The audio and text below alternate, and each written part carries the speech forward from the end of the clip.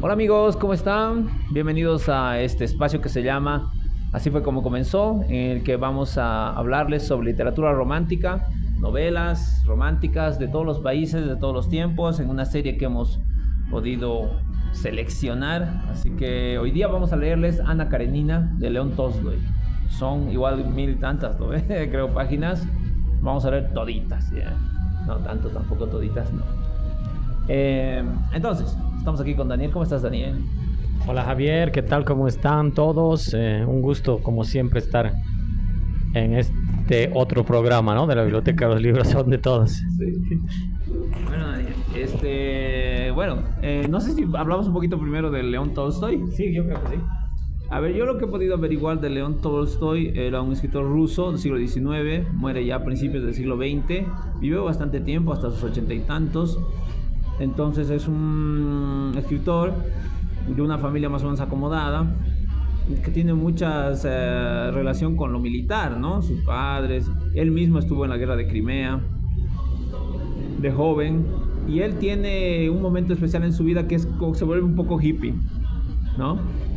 Que es que tiene como un despertar espiritual, en el cual él empieza a ser bastante cristiano, ¿no? Seguidor de Cristo, y cambia un poco su vida y sigue su vida dedicado a la escritura, ¿no? Siempre fue escritor, pero también a difundir, digamos, el mensaje de la no violencia, ¿no? Los valores del cristianismo, ¿no? Yo lo que sé es que él fue postulado al Premio Nobel de Literatura muchas veces, pero no se le dio. O sea que en vida él fue un autor bastante reconocido por su obra La Guerra y la Paz, o Guerra y Paz, y precisamente Ana Karenina también, y otras obras, ¿no? Entonces, es ese tipo de autor, ¿no? Un tipo bastante reconocido en su tiempo, un gran escritor, un gran pensador de su época, golpeado por las guerras, y que ha desarrollado su vida de esa manera, ¿no? ¿Qué más puedes decir, Daniel? Pucha, creo que Tolstoy es una de las cumbres, ¿no? De la literatura clásica, digamos así, rusa, junto con Dostoyevsky, con Gogol, con Pushkin, con Gorky. Creo que son las cumbres, como dije, de la literatura rusa clásica, conocida aquí en nuestro país. Y como tú dijiste, era un personaje sumamente polifacético, creo, Tolstoy. Yo soy sincero, solamente he leído La Guerra y la Paz leí ese bodoque, que es así una cosa de más de 1000 páginas, en un tiempo en que era un muy ávido lector, sí. Ahora no sé si podría leer una cosa así.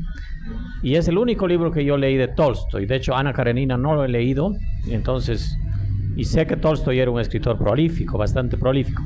Miento, también he leído un librito que se llama La Escuela de Yasnaya Poliana, que es un libro sobre pedagogía, y en este libro se ve otra faceta de Tolstoy, que es esta faceta que algunos críticos dicen que era anarco-religiosa, algo así, anarco-cristiana, de un tipo que tenía revelaciones, que creía en la libertad humana, en otra forma de existencia, de vivir, y era un tipo muy interesante en ese sentido, ¿no? Y este libro, sobre la escuela de Yasnaya Poliana, habla sobre una experiencia pedagógica de Tolstoy, porque Tolstoy tenía una hacienda en Yasnaya Poliana, que es un lugar en Rusia, y en este lugar Tolstoy abre una escuela y comienza a educar a los hijos de los campesinos, hijos de los mujiks rusos, y los educaba bajo un principio de libertad. Él les decía, en esta escuela no hay reglas, no hay esta educación vertical como la seguimos teniendo hasta ahora, ¿no? Sino él trataba de impartir una educación horizontal. Por supuesto había horarios, pequeñas reglas, pero trataba de que no sea vertical la educación. Entonces ese libro es interesante, porque ahí habla de algunos postulados libertarios. Debe tener otros libros al respecto. Tolstoy no los conozco, pero porque creo que ha sido un escritor sumamente prolífico, ¿no? Y además de novelas sumamente grandes, ¿no? Como esta Ana Karenina, como Guerra y Paz, cuentos también. A La muerte de Iván Ilich sí conozco, La muerte de Iván Ilich, que es un cuento bastante conocido de Tolstoy, de León Tolstoy. Pero estamos ante un escritor ante una montaña, ¿no? Es una cumbre de la literatura universal. Sí, sí, sí, la verdad, ¿no? Entonces vamos a leer a Ana Karenina porque nos parece que es también un ejemplo de literatura romántica. Entonces vamos a empezar a leer como siempre hemos hecho desde la primera parte. Así que atentos, ahí les va. Primera parte, capítulo 1. Todas las familias felices se parecen entre sí, pero cada familia desgraciada tiene un motivo especial para sentirse así. En casa de los Oblonsky andaba todo trastocado. La esposa acababa de enterarse de que su marido mantenía relaciones con la institutriz francesa y se había apresurado a declararle que no podía seguir viviendo con él. Semejante situación duraba ya 3 días y era tan dolorosa para los esposos como para los demás miembros de la familia. Todos, incluso los criados, sentían la íntima impresión de que aquella vida en común no tenía ya sentido y que incluso en una posada se encuentran más unidos los huéspedes de lo que ahora se sentían ellos entre sí. Bueno, hasta ahí, a ver. Es como esos comienzos que ya empiezan en lo duro, ¿no? O sea, ya empiezan con el drama, ¿no? Directamente el marido es un infiel, ¿no? Ya empieza todo el drama, ¿no? Que creo que es una forma bastante moderna de empezar las novelas, ¿no? Bueno, no sé, no soy literato, pero creo que es ya la novela moderna, Tolstoy, claro. No es parte de la novela moderna. Claro, porque, sí. Por ejemplo, Don Quijote, digamos, en un lugar de la Mancha, sí, empieza a describir cómo era el caballero, qué sé yo, que esto, que lo otro. Aquí entra directamente al drama psicológico, ¿no? Claro, sí, familiar. Personal, ¿no? A ver, continuaremos, ¿no? Dice, la mujer no salía de sus habitaciones. El marido no comía en casa desde hacía 3 días. Los niños corrían libremente de un lado a otro sin que nadie les molestara. La institutriz inglesa había tenido una disputa con el ama de llaves y escribió a una amiga suya pidiéndole que le buscase otra colocación. El cocinero se había ido 2 días antes, precisamente a la hora de comer, y el cochero y la ayudante de cocina manifestaron que no querían continuar prestando sus servicios allí y que solo esperaban que les saldasen sus haberes para irse. El tercer día después de la escena tenida con su mujer, el príncipe Esteban Okardievich Oblonsky Stiva, como le llamaban en sociedad, al despertar a su hora de costumbre, es decir, a las 8 de la mañana, se halló no en el dormitorio conyugal, sino en su despacho, tendido sobre el diván de cuero. Volvió su cuerpo lleno y bien cuidado sobre los flexibles muelles del diván, como si se dispusiera a dormir de nuevo, a la vez que abrazando el almohadón apoyaba en él la mejilla. Bueno, esas descripciones minuciosas, ¿no? de los movimientos. De la novela realista, pues. Sí, pues. Esta es la novela realista, descripciones, ¿no es cierto?, de la situación. Y obviamente también vemos aquí que se trata de una familia muy rica, ¿no? Estamos en un drama, los ricos también lloran, ¿no? Claro, además la novela es ambientada en el siglo XIX, antes de la Revolución Rusa, por supuesto. Entonces estamos en pleno zarismo, ¿no? Claro, la aristocracia rusa. Con sus problemas de familia, ¿no? Personales, ¿no? La infidelidad, ¿no? Y claro, es una novela de amor, ¿no? Porque empieza precisamente con el drama de amor. O sea, yo creo que en su época ya estarían de moda eso que le llamaban los folletines o las novelas de folletín. ¿Por entregas? ¿Novelas por entregas? Algo así, ¿no ve? Que eran como literatura más, no tan elevada, ¿no es cierto? Con un propósito de distraer seguramente a las mujeres con novelas, con lo que son las novelas de televisión ahora, ¿no es cierto? O sea, cosas de amor.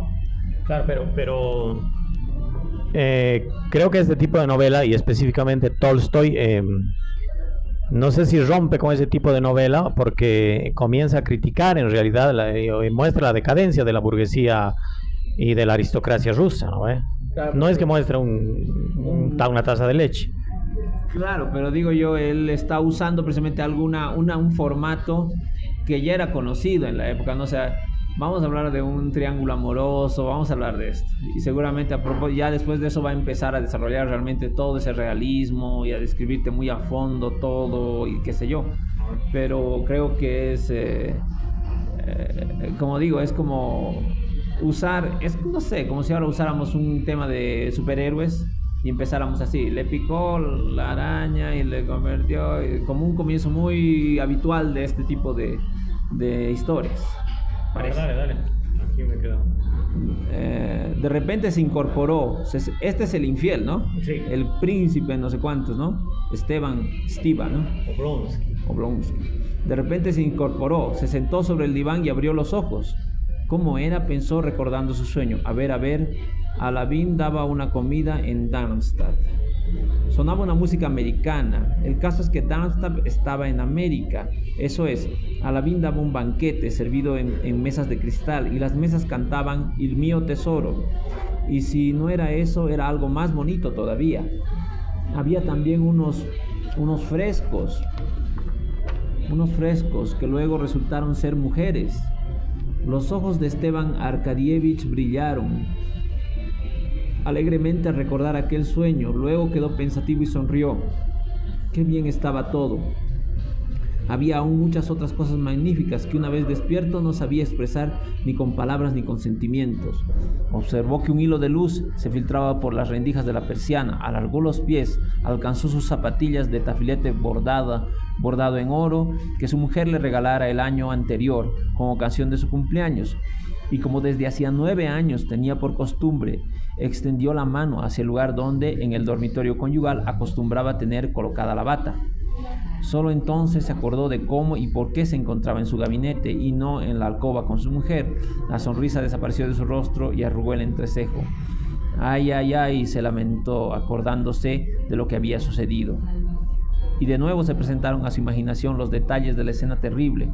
Pensó en la violenta situación en que se encontraba y pensó sobre todo en su propia culpa, que ahora se le aparecía con claridad. O sea, es como todo un drama muy común, digamos, ¿no? De la separación y la culpa del infiel en este caso, ¿no? Estaba recordando, ¿no? Y dice, no, dale. Yo le leo. ¿Dónde estamos? No me perdonará. Y lo malo es que yo tengo la culpa de todo. La culpa es mía. Y sin embargo no soy culpable. Eso es lo terrible del caso. Ay, ay, ay, se repitió con desesperación, evocando de nuevo la escena en todos sus detalles. Lo peor había sido aquel primer momento, cuando al regreso del teatro, alegre y satisfecho con una manzana en las manos para su mujer, no la había hallado en el salón. Asustado, la había buscado en su gabinete, para encontrarla al fin en su dormitorio, examinando aquella malhadada carta que lo había descubierto todo. Dolly, aquella Dolly eternamente ocupada, siempre llena de preocupaciones, tan poco inteligente, según opinaba él, se hallaba sentada con el papel en la mano, mirándole con una expresión de horror, de desesperación y de ira. ¿Qué es esto? ¿Qué me dices de esto?, preguntó señalando la carta. Y ahora, al recordarlo, lo que más contrariaba a Esteban Arkadievich en aquel asunto no era el hecho en sí, sino la manera como había contestado entonces a su esposa. Es interesante, ¿no?, cómo va desarrollando este drama a partir del recuerdo que hace el Arkadievich, ¿no? Sí. Le había sucedido lo que a toda persona sorprendida en una situación demasiado vergonzosa. No supo adaptar su aspecto a la situación en que se encontraba. Su aspecto, sí.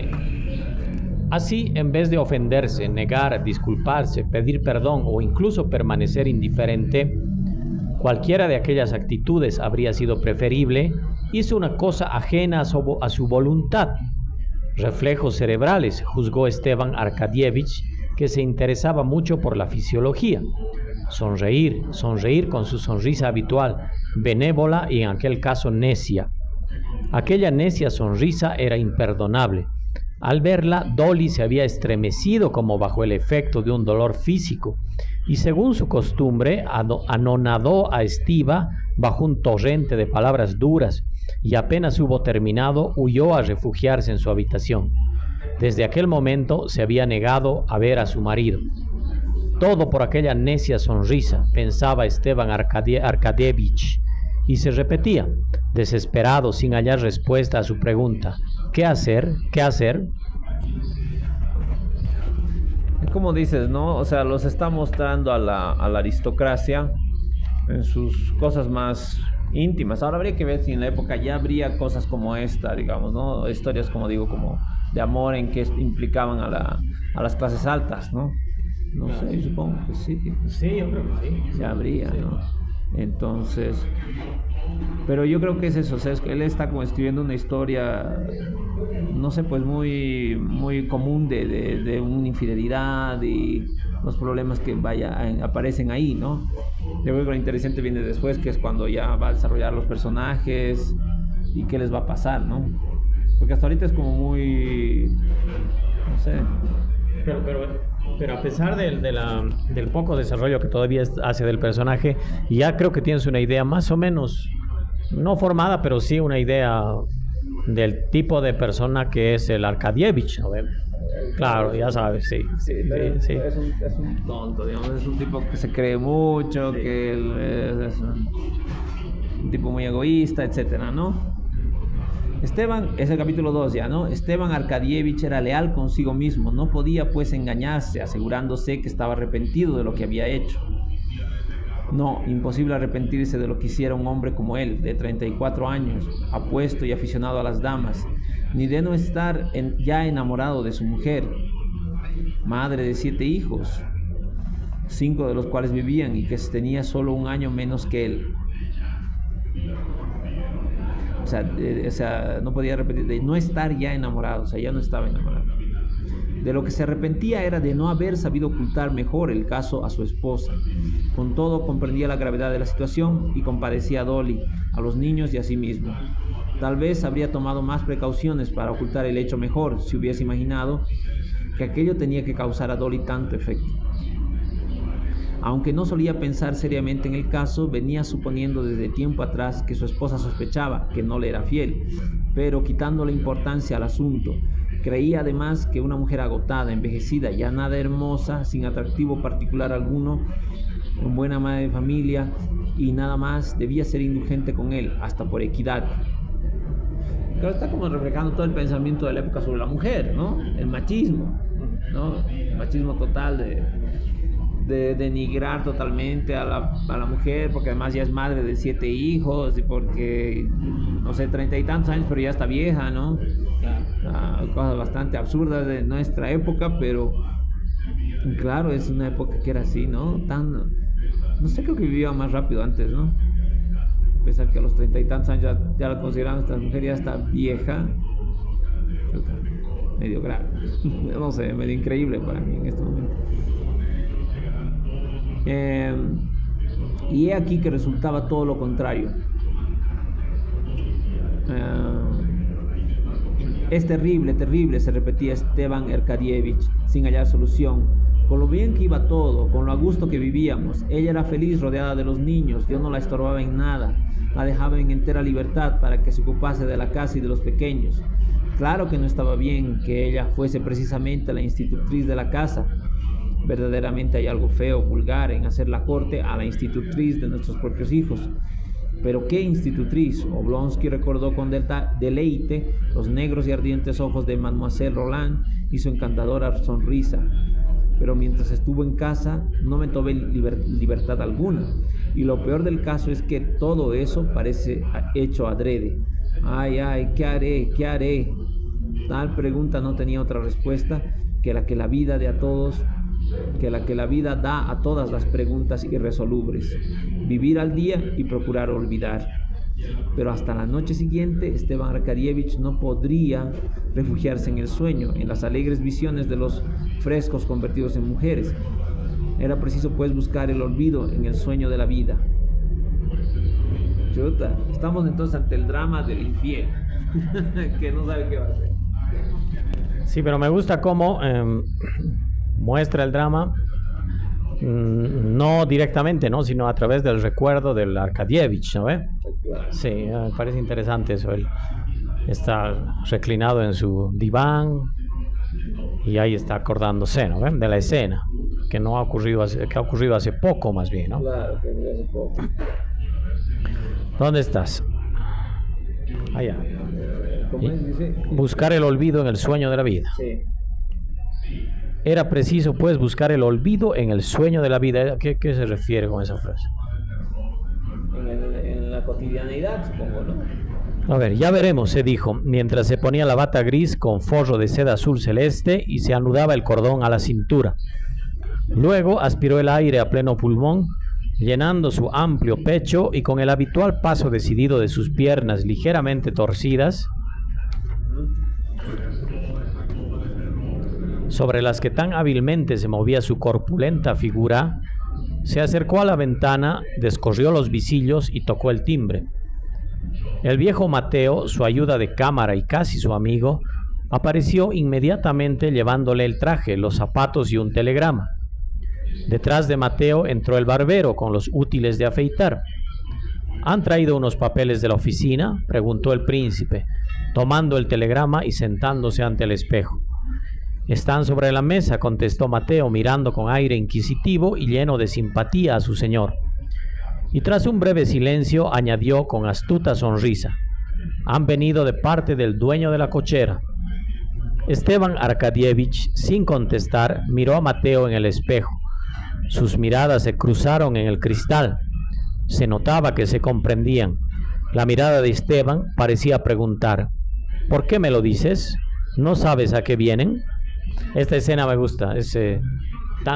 Bueno, el cine ha tomado, ¿no ves?, ese tipo de escenas de estas descripciones literarias. Pues el personaje que está viendo al espejo y ve el reflejo atrás, ¿no? Sí, sí. Eso es muy del cine actual. ¿No sabes a qué vienen?, pregunta. Mateo metió las manos en los bolsillos, abrió las piernas, miró a su señor sonriendo de un modo casi imperceptible y añadió con sinceridad: les he dicho que pasen el domingo y que hasta esa fecha no molesten al señor ni se molesten. Era una frase que llevaba evidentemente preparada. Esteban Arkadievich comprendió que el criado bromeaba y no quería sino que se le prestase atención.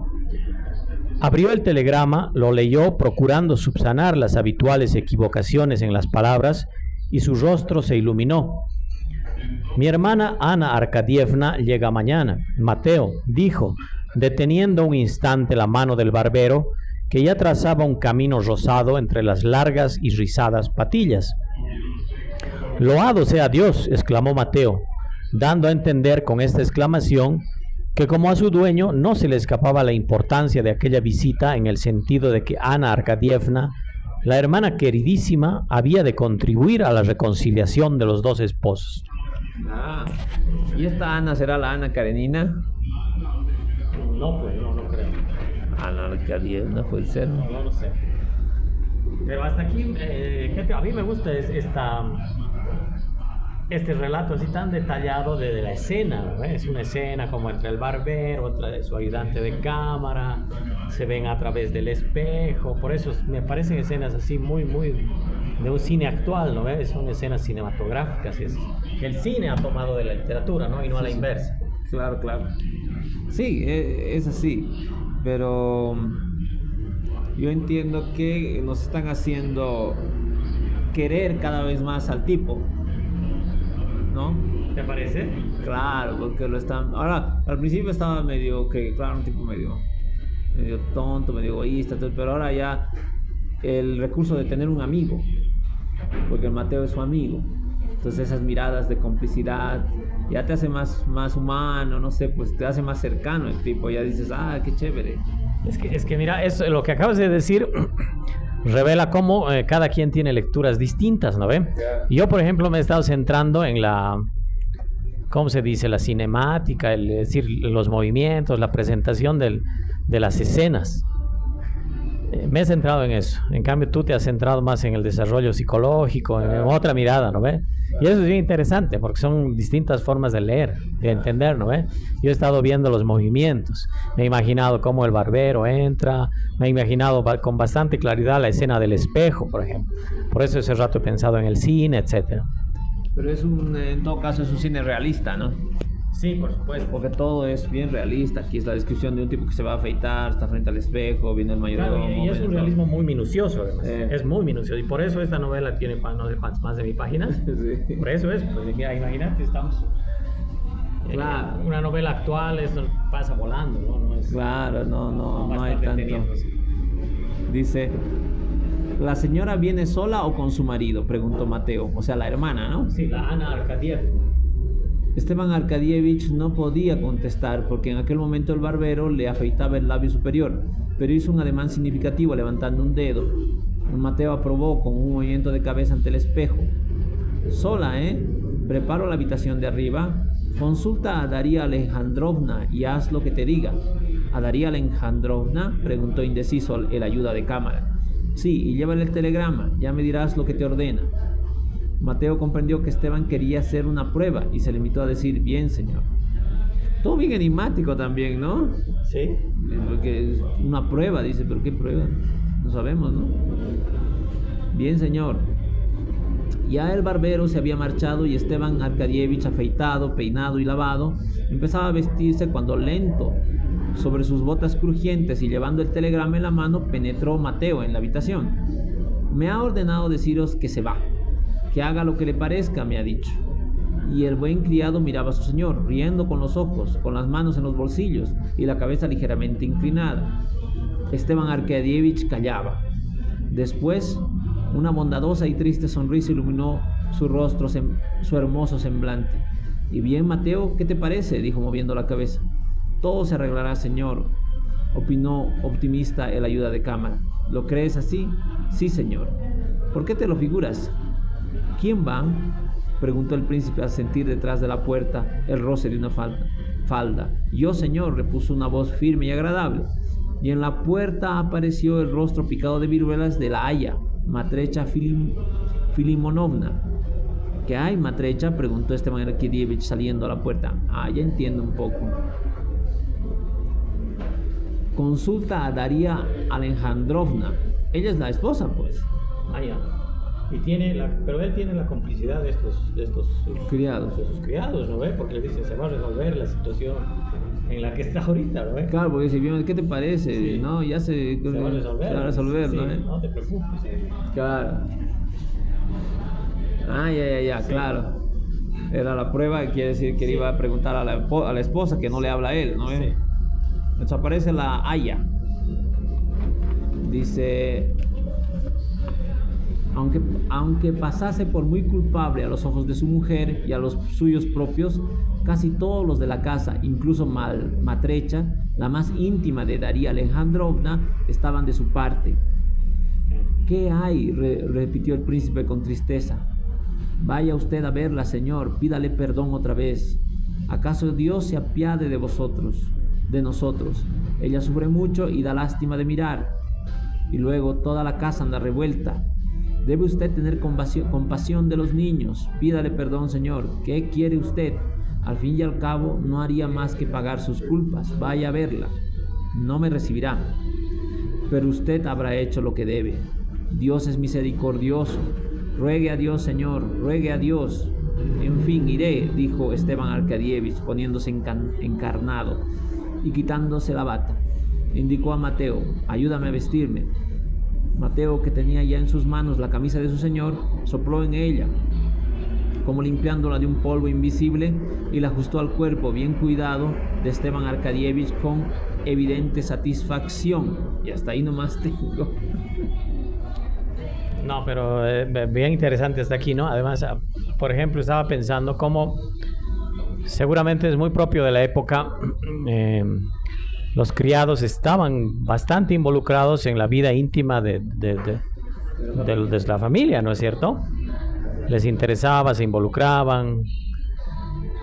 No sé, cosa que ahora ya nos parece, bueno, no existe, ¿no? Es absolutamente ajeno ya a nosotros ese involucramiento de de las personas que trabajan en una casa, que en ese entonces eran criados, ayudas de cámara, etcétera, pero se preocupaban por la familia y había un involucramiento que lo refleja muy bien Tolstoy, ¿no ve? Pero creo que lo que pasa es que ahora cada vez menos gente tiene, no, claro, por supuesto, tiene no, empleados, ¿no? Pero yo creo que todavía creo que sigue siendo un poco así.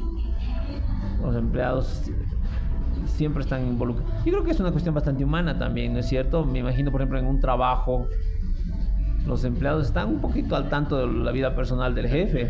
Sí, sí. ¿No? Pero no sé, yo pienso que Tolstoy refleja un involucramiento distinto al de nuestra época. Sí, un poco más íntimo, me parece. Sí, sí. Y le dice que es su amigo, el Mateo. Sí. ¿Y qué más? Bueno, hasta aquí bueno, nos hemos quedado picados, Javier. Sí. Pero creo que Tolstoy es mucha cosa, ¿no? Es demasiado... A mí me ha gustado muchísimo, por eso esta descripción minuciosa. No sé si es entre los escritores de esa época una descripción... No sé si es de las prosas más minuciosas, no sé, comparando con Balzac, no sé, otros escritores realistas, no sé, pero a mí por eso hemos hecho lecturas distintas, ¿no? Tú estabas siguiendo el desarrollo psicológico del personaje y yo me estaba centrando más en las imágenes, sí. Pero es una literatura realista, pero por ejemplo yo comparo con Dostoyevsky, por ejemplo, muy diferente. Que son contemporáneos, sí, pero muy diferente, porque en Dostoyevsky, por ejemplo, hay mucha más filosofía, reflexión, el personaje está dando, no hay tan, esto es bastante, como dices, parece una película. Sí. Hablan, hay personajes, sí, entran, salen, es muy ágil. Es muy ágil. Es muy ágil. Claro, a pesar de que el tiempo de la narración es lento, porque no sé, la escena no ha pasado ni horas, ¿no ve? Está en su diván, claro, está reflexionando. Cuenta un día, sí, y al día. Sí, sí, claro.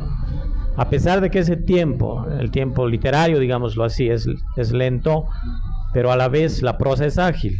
Claro. Porque no hay, eso es lo que vos dices, no hay estos subtextos de reflexión, estos metatextos, no sé cómo diablo se dice, no hay eso. Eso es cierto, no hay.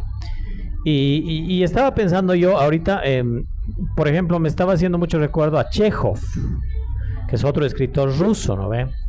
Chekhov, por ejemplo, tiene un cuento que se llama creo que es la muerte de un funcionario público, y es sumamente interesante, igual es un cuentito, y así con una descripción sumamente clara, bien ágil y bien cinemática, así de imágenes bien precisas, donde no hay palabras de más que te confundan en la imaginación, sino el espejo, en el espejo el reflejo del criado, así como acabamos de leer, ¿no? Así, es igual.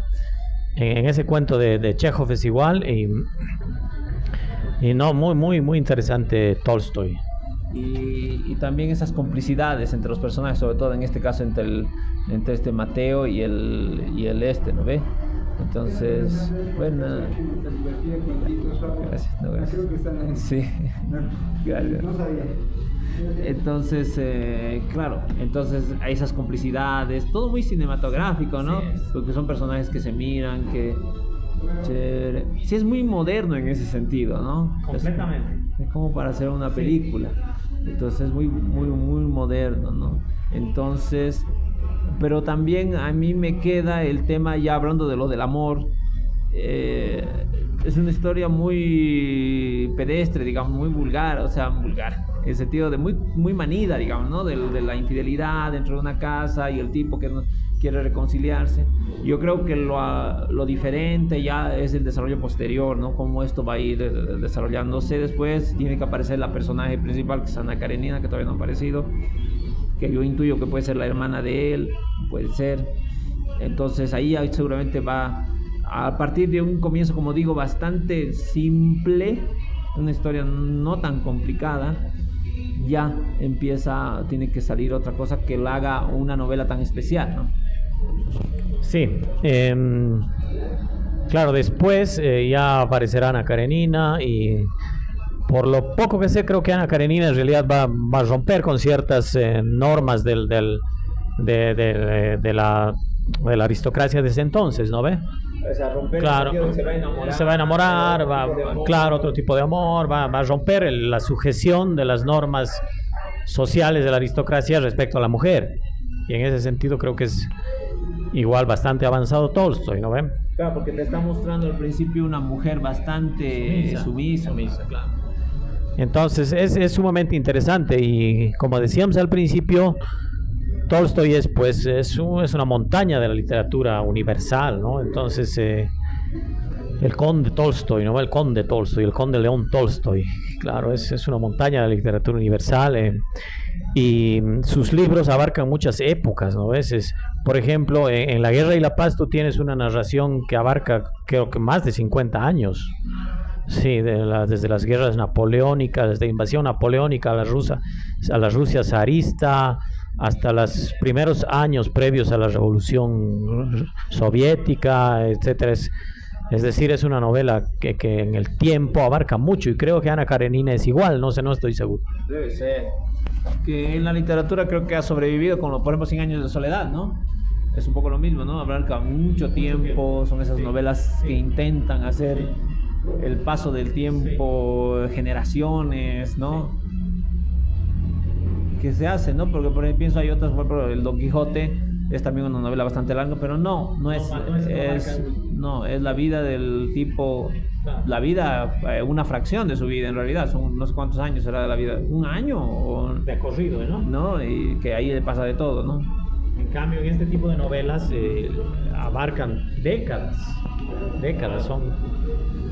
Y me imagino como Lo que el viento se llevó. Es así, no Sí, conozco sí, esa. la historia igual de una familia y De años. de mucho tiempo, sí. Claro, yo para hacer un símil, te cito por ejemplo las películas de Angelopoulos, de este director griego. Por ejemplo, en El Paso de los Comediantes, una película que dura más de 3 horas. Esta película abarca décadas igual, décadas. Y Angelopoulos trata de mostrarte eso en imágenes y eso es bastante interesante, ¿no? Y aquí en la literatura, no sé si eso es lo que le torna un poco, no complicado de leer, pero sí hay que tener mucha voluntad para agarrar un libro así tan largo, ¿no? Claro. De la misma manera que tienes que tener cierta fuerza de voluntad, cierta predisposición psicológica, de espíritu para ponerte a ver una película de más de 3 horas también. Ahora peor, sobre todo. Pero ahora casi todas se hacen así. Ahora casi todas las grandes películas de los grandes estudios son 3 horas. Claro, la Odisea es casi son 3 horas. Es un disparate. Yo creo que por ejemplo para nuestra época, este comienzo de una relación muy machista, qué sé yo, y todo este pequeño drama drama también de la mujer, pero es el drama que te está mostrando desde el punto de vista del hombre. O sea, el escritor te está haciendo encariñar, digamos, con el personaje del Andriev, del hombre, no con la mujer. La mujer es la víctima ahí, pero el que es el tipo, el que lleva la narración es el tipo. Bueno, un comienzo así en esta época, yo creo que es bien difícil que atraiga. Y yo creo que muy pocas personas van a decir, qué interesante esto, ¿no? Decir, mucho que yo le veo eso. Pero creo, por eso creo que en la época un inicio así atraería mucho. Y sobre todo a mujeres, estimo yo, que se verían como reflejadas en este drama. Claro. Entonces dirían, qué chévere, quiero saber cómo termina todo esto. Al final se vuelven a juntar los hijos, no sé, pues. Entonces yo creo que en nuestra época, y yo por eso te digo, veamos, una cosa de superhéroes tendría que ser algo así, ¿no? Que empiece así, que los superhéroes no sé qué, para que uno se interese a qué ven, y después ya le meto otra cosa, ¿no? Le voy cambiando. Pero esto es como muy de la época. Y no sé si en nuestra época todavía será de interés. Eso ustedes nos podrán decir, queridos amigos, si realmente sería interesante ver una cosa así. No, yo creo que sí. Dentro de la literatura, creo que Tolstoy siempre va a ser actual. ¿Sí? Siempre, claro. Yo creo que sí. Yo creo que siempre va a ser actual. Sí, no, hay que leerlo todo. Además, como hablábamos al principio, Tolstoy es un escritor sumamente prolífico. Habría que ver, no sé cuántas novelas escritas tendrá, no lo sé. Ok, Sí, novelas, cuentos y estos pequeños ensayos, como les decía, la escuela de Yasnaya Poliana, que son ensayos de pedagogía en realidad. Y creo que tiene algunas reflexiones filosóficas, religiosas, políticas. Entonces es un autor sumamente profundo también, es muy prolífico, de mucha producción y también complejo. Sí, ¿te acuerdas el anterior jueves hablábamos sobre la novela de Genji? Decíamos es una novela muy de la nobleza, ¿no es cierto? Esos problemas casi políticos de el heredero, Claro, entonces esa diplomacia que tenía que ir a pedir la mano. no, de la novela de Genji, de que era la cortesana Sí, estoy confundiendo con la de Asai, sí. Era muy que la otra también. En cambio esta ya es más cercana a nosotros, porque ya es una, aunque tampoco aristocracia ya casi no hay, pero ya es una problemática un poquito más cercana a la nuestra, ¿no? Pero yo lo siento ya pasado, o sea, la temática, todo esto. ¿Crees? Sí. Yo ¿sabes por qué lo he sentido actual? ¿Por qué? Por las imágenes.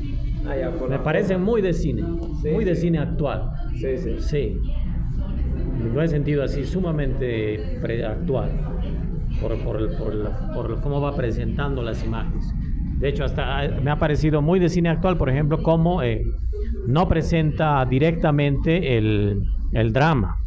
No presenta directamente el drama del descubrimiento de la infidelidad, sino presenta un día después, ¿no ve? Desde el Claro, no, empieza con el drama. Claro, empieza diciendo que hay una infidelidad, pero lo que primero presenta es el tema de los criados que se quieren ir. Claro. Pero ya, pero ahí entra al personaje, al príncipe y cómo está recordando, ¿no ve? Entonces eso también me ha parecido muy, muy de cine, porque no es directo. Y yo creo que tiene que ver con que en esta época ya habría cine también. ¿Cuándo se habrá publicado esta novela? No lo sé. Debe ser fines del siglo XIX. Y más o menos por ahí hay el cine. Empiezan los hermanos Lumière. No, creo que no son del 19, son del principio del 20 los publicados. Bueno, sí. Pero fotografía sí había. Claro, daguerrotipo, sí. O sea, por ejemplo, la novela de Genji o la de las Mil y una Noches. Mucho más antigua, ¿no? Están pensadas. No hay descripciones. O las descripciones son, por ejemplo, venían 50 camellos con 400 cosas, no sé qué, así como, más como para dar la idea de la cantidad que de la imagen. Claro, por ejemplo, no hay y son descripciones generales, ¿no? Sí, en cambio esa es una descripción bien doméstica, ¿no? Claro, estaba echado, se movió a la derecha, se anudó, se puso la bata, vino el barbero, etcétera. Claro, son bien de interior, unas descripciones de interior, cosa que no ocurre en ese otro tipo de literatura, eso es cierto. Claro, en las otras que hemos leído son van saltando más, más te cuentan lo que pasa, lo que está pasando, y no te hacen descripciones como de un momento así. Por ejemplo, en la novela de Genji no te describen que estaban en la cama y se echaron y estaban uno al lado del otro y el otro estaba al lado de la ventana. No sabes cómo era ese momento. Sabes que estaban ahí en la cama, pero nada. Ahora esa minuciosidad en la descripción también tiene que ver con que tengas una novela así tan larga, ¿no? Claro. Tan larga, de más de 1000 páginas, igual que Guerra y la Paz. Yo creo que tiene que ver eso con que ya la gente, los lectores de esto ya están acostumbrados a la fotografía. Sí. Ya están acostumbrados, entonces se pueden imaginar estas cosas, ¿no? Lo que te va diciendo, ¿no? Yo creo que de ahí tiene que ver. De ahí salen estas cosas, ¿no? Claro que se agradece también eso, ¿no? Que sea tan minucioso. Bueno, pero ahí terminamos. Nada, invitarles a leer a Ana Karenina. Yo tampoco he leído a Ana Karenina entero, pero a ver, yo creo que se pueden animar. Está en internet enterito porque ya no tiene derechos de autor, así que lo pueden encontrar y nada, les va a gustar. Creo que, considerando la talla de este escritor, es una novela que se ha publicado en todos los formatos. Hay versiones piratas, hay de todo, ¿no? Sí, es una novela bastante difundida. Y me estaba acordando, hay película también, pues. No me acuerdo quién es el director, pero hay una película. Hay una película de Ana Karenina. Así que nada, búsquenla, traten de leerla, y si pueden comentar algo también, nos escriben también y comentan a ver qué les ha parecido, qué puntos positivos, qué les ha parecido, ¿no? Qué les ha hecho pensar, ¿no? Eso, nada, una vez más agradecer al Café Madidi donde estamos y espérennos para nuestro próximo programa en el que vamos a leer, no sé si es El joven Werther o Fortunati Jacinta de Pérez Galdós. Una de dos, pero vamos a leer algo romántico. Nada más, muchas gracias, nos vemos, chao, chao. Gracias, chao, chao. Excelente.